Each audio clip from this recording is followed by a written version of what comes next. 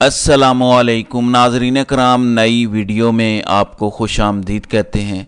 इमरान खान और शाह महमूद कुरैशी को सज़ा देने वाले जज अबुल हसनात मोहम्मद ज़ुल्करनैन, जिन्होंने साइफ़र केस के अंदर शाह महमूद कुरैशी और इमरान खान को 10-10 साल कैद की सज़ा सुनाई थी, उनकी बैंड बजी है। इस्लामाबाद हाई कोर्ट की जानिब से बड़ा दबंग फैसला किया गया है। हुआ क्या है?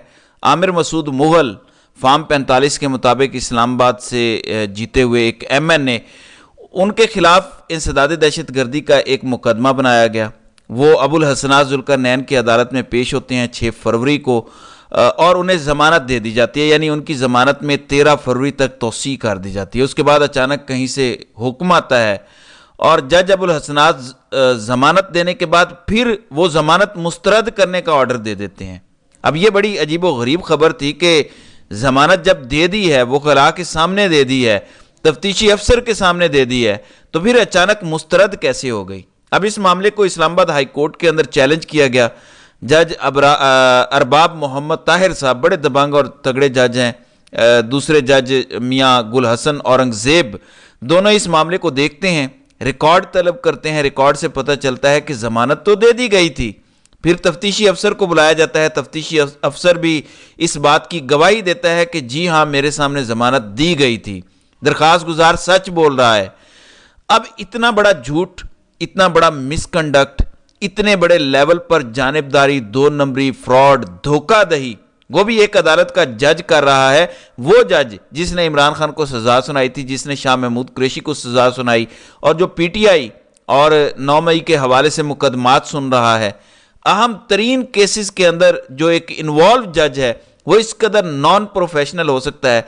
लिहाजा अब नोट लिख दिया गया है और कह दिया गया है कि जज अबुल हसनात ज़ुल्करनैन के खिलाफ कार्रवाई की जाए। ये खबर है इंसदादी दहशत गर्दी अदालत के जज अबुल हसनात ज़ुल्करनैन पर मिसकंडक्ट का इल्ज़ाम जस्टिस मियाँ गुल हसन औरंगज़ेब और जज अरबाब मोहम्मद ताहिर ने इस्लामाबाद हाई कोर्ट के एडमिनिस्ट्रेटिव कमेटी को मामला इंतज़ामी साइट पर देखने के लिए नोट लिख दिया।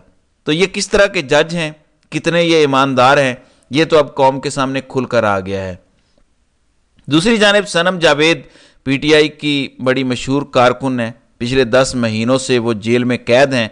उनको PTI ने सेनेट के अंदर लाने का फैसला कर लिया है। मियाँ असलम इकबाल की जानिब से इसकी तस्दीक की गई है।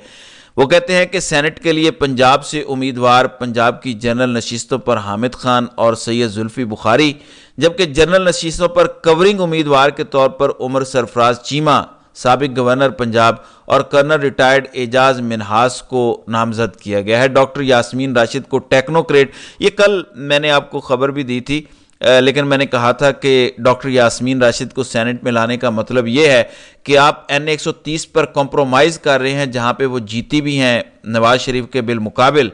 तो सनम जावेद को ख़वातीन की नशिस्तों पर उम्मीदवार बनाया जाएगा। अब हुआ क्या है? हुआ यह है कि सनम जावेद के वालिद इलेक्शन कमीशन ऑफ पाकिस्तान पहुंचे कि हमने बेटी से मुलाकात करनी है। आज कागजात नामजदगी जमा कराने का आखिरी दिन है। 6 बजे तक टाइम में तोसी की गई है, तो सिग्नेचर कराने हैं, लेकिन इलेक्शन कमीशन ने इनकार कर दिया। उन्होंने कहा कि हमारी जेलों तक रसाई नहीं है, हमारा ये इख्तियार नहीं है, आप इस हवाले से अदालतों से रुजू करें। अब अदालत में पटिशन कब जाती है, कब समाअत होती है, कब इजाज़त मिलती है, जबकि कागजात नामजदगी का आज आखिरी दिन है।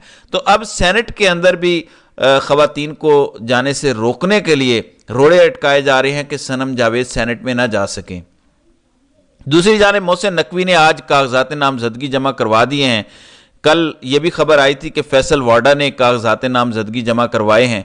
अब समझ नहीं आती कि फैसल वाडा का ताल्लुक किस जमात से है और मोहसिन नकवी का किस जमात से है। हैरान कुन तौर पे चारों जमातों ने, जिसमें काफ लीग, IPP, नून लीग और पीपल्स पार्टी शामिल है, इन चारों ने तायद किया मोहसिन नकवी के कागजात नामजदगी की। आज सहाफ़ी ने पूछा भी कि नकवी साहब, आपके पास कौन सा ऐसा जादू है कि आप आज़ाद हैसियत में इलेक्शन लड़ रहे हैं लेकिन सपोर्ट सारी जमातें कर रही हैं?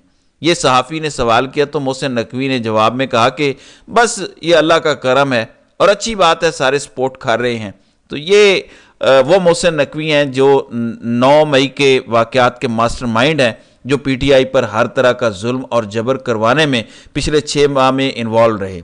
अब फैसल वाडा और मोहसिन नकवी किन नकाब पोशों, پیچھے بیٹھ کر ساری گیم کھیلنے والوں کے بندے ہیں، یہ مجھے بتانے کی ضرورت نہیں ہے۔ دوسری جانب پی ٹی آئی کی رہنما شاندانہ گلزار نے ایف آئی اے نوٹس کو پشاور ہائی کورٹ میں چیلنج کر دیا ہے، جس پر 18 مارچ کو سماعت ہوگی۔ شاندانہ گلزار پر ریاستی اداروں کے خلاف منفی پروپیگنڈے کا الزام ہے، جس پر ایف آئی اے نے طلبی نوٹس جاری کیا ہوا ہے۔ نوٹس معطل کر کے انکوائری روکی جائے، یہ درخواست کی گئی ہے شاندانہ گلزار کی جانب سے۔ یہ بیسیکلی توہین مریم نواز کا مقدمہ ہے۔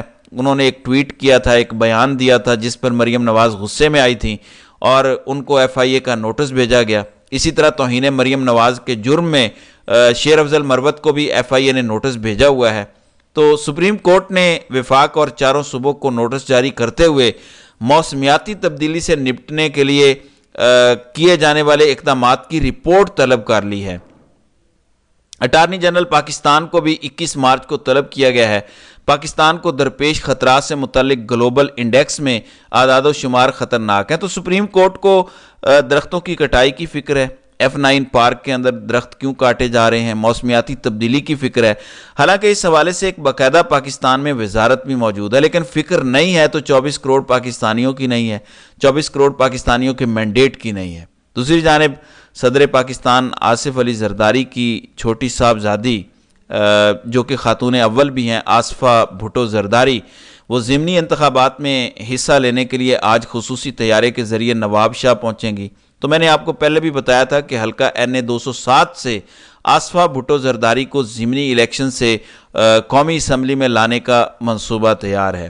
دوسری جانب امریکہ کے اندر اگلے چند دنوں میں کانفرنس ہونے جا رہی ہے، جو کہ بڑی اہم کانفرنس ہے، جس میں ڈونلڈ لو کو بلایا گیا ہے اور یہ ظاہر کیا جا رہا ہے کہ وہ حلف پر بیان دیں گے کہ پاکستان کے اندر جو رجیم چینج ہوا، جو لیٹر لکھا گیا، وہ کس کے کہنے پہ وہ سائفر لکھا گیا۔ پھر امریکہ میں جو پی ٹی آئی نے احتجاج کیا IMF کے باہر اور کہا کہ یہ جو آپ پاکستان کو قرض دے رہے ہیں، اس پر الیکشن کے حوالے سے جو عمران خان نے خط لکھا ہوا ہے اس پر انویسٹیگیشن ہونی چاہیے، جس پر پاکستان میں بڑی چیخیں نکل رہی ہیں۔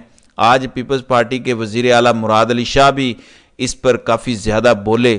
کل خواجہ وینٹیلیٹر خواجہ آصف کا بھی بیان آیا تھا، جبکہ عطا تارڑ نے بھی پریس کانفرنس کی تھی اور مختلف ٹی وی چینلز پر بھی اس حوالے سے بڑا شور شرابہ ہوا۔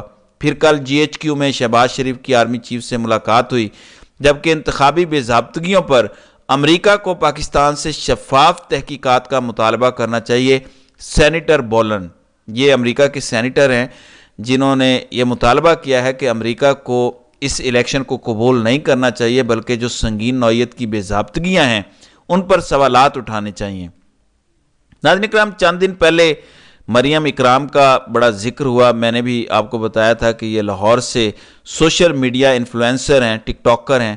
اچانک یہ نون لیگ کے اندر آئیں۔ پہلے یہ پی ٹی آئی کے جھنڈے اٹھا کے گھوما کرتی تھیں اور ان کو قومی اسمبلی کی خصوصی نشست کے لیے نامزد کیا گیا، جس میں نون لیگ کے اندر استعفے آئے۔ نون لیگ کے اندر ایک بغاوت پیدا ہوئی کہ کیسے جو 2 مہینے پہلے جماعت میں ایک خاتون آئیں یا جو ٹک ٹاکر آئیں، جو ویڈیو بناتی ہیں نون لیگ کے حوالے سے، عمران خان کے حوالے سے، جس میں وہ کافی نامناسب الفاظ کا استعمال کرتی ہیں، آپ نے انہیں قومی اسمبلی کا ٹکٹ دے دیا، خصوصی نشست کا۔ تو اب BBC نیوز کی یہ خبر ہے کہ مریم اکرام کا نون لیگ کی مخصوص نشستوں پر نامزدگی واپس لینے کا فیصلہ۔ دوسری جانب اسد طور پچھلے 1 مہینے سے توہین قاضی فائز عیسیٰ کے جرم میں انہیں گرفتار کیا گیا تھا۔ 10 روز تک انہیں FIA نے اپنی حراست میں رکھا، اس کے بعد اڈیالہ جیل بھیج دیا۔ 14 مارچ کو ان کی ضمانت ہونی تھی لیکن نہیں ہوئی، معاملہ 16 مارچ پر چلا گیا۔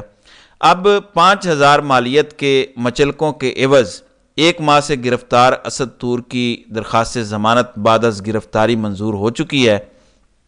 دوسری جانب فواد چودھری کا آج اس حکومت کے بارے میں ایک اور بیان سامنے آیا ہے۔ پہلے بھی انہوں نے کہا تھا کہ اگر فضل الرحمان کو یہ مینج نہ کر سکے تو پھر یہ حکومت چل نہیں سکے گی۔ آج فواد چودھری نے کہا کہ موجودہ حکومت کو مودی سرکار اور ایان علی، یہ وہی ایان علی ہے ماڈل جو آصف علی زرداری کی فرنٹ مین تھیں، جو ڈالر باہر لے جا رہی تھیں اور گرفتار ہوئی تھیں۔ بہرحال فواد چودھری نے کہا کہ مودی سرکار اور ایان علی کے علاوہ اس حکومت کو کوئی نہیں مانتا، یعنی اس حکومت کو نہ کوئی پاکستان میں تسلیم کرتا ہے نہ پاکستان کے باہر تسلیم کرتا ہے، صرف مودی سرکار مانتی ہے یا ایان علی مانتی ہے کہ آصف زرداری اور شہباز شریف کی حکومت آ چکی ہے۔ تو یہ معاملات ہیں، سینٹ کے الیکشن سر پر ہیں۔